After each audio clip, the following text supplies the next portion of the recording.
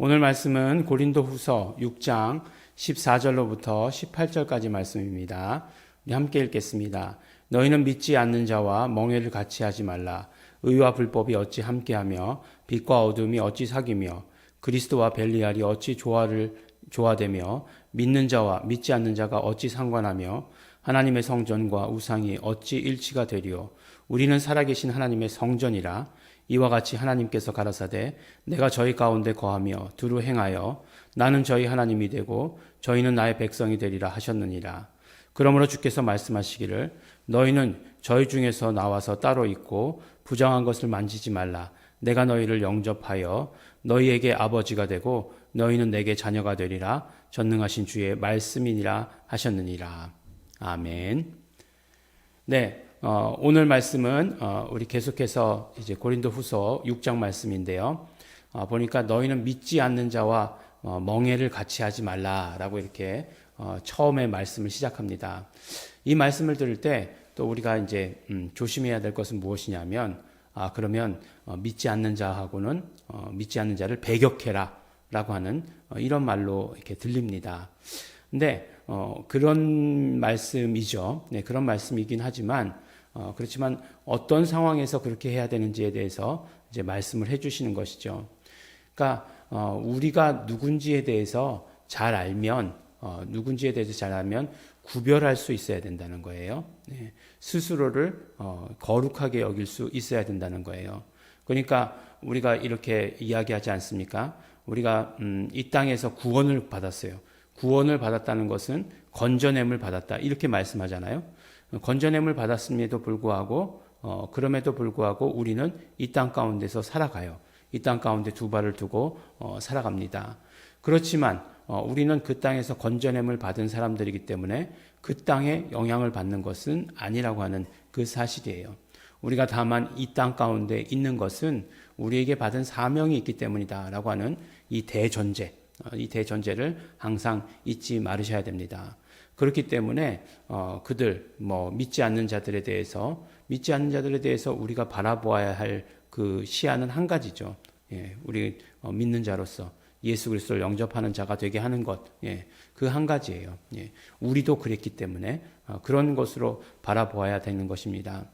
그렇기 때문에 여기서 멍에를 같이 하지 말라 이것이 상관하지 말아라, 전혀 교제도 하지 말아라 그런 뜻이 아니라고 하는 사실을 알아야 되고 오히려 우리에 대해서 하시는 말씀이다라고 하시는 것을 깨달아야 합니다. 그것을 오늘 분명히 말씀해 주시는 것이 무엇이냐면 바로 우리는 살아계신 하나님의 성전이다라고 이렇게 말씀을 합니다.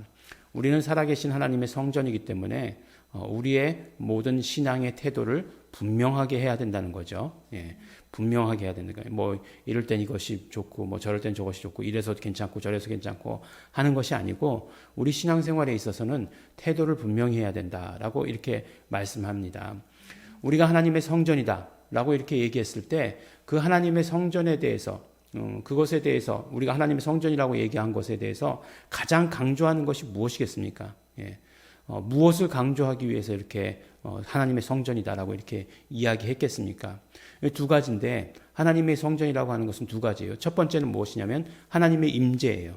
그러니까 하나님께서 거하시는 곳이다라고 하는 것이에요. 그 다음에 두 번째는 무엇이냐면 하나님의 소유예요. 예. 그러니까 우리가 하나님의 성전이다라고 이렇게 얘기했을 때는 하나님의 임재와 하나님의 소유다, 하나님의 백성이다라고 이렇게 얘기하는 거죠. 그래서 오늘 그 뒤에 말씀을 보니까 하나님의 성전이라라고 이렇게 되어 있는 말씀 다음에 이와 같이 서부터 시작해서 18절까지 말씀은 모두 구약 성경을 인용한 말씀입니다. 하나님께서 가라사대 내가 저희 가운데 거하며 두루 행하며 레위기에 나오는 말씀이에요.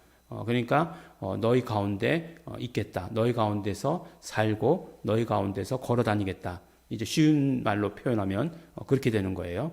하나님께서 그렇게 말씀하셨어요. 그리고 나는 저희 하나님이 되고 저희는 나의 백성이 된다.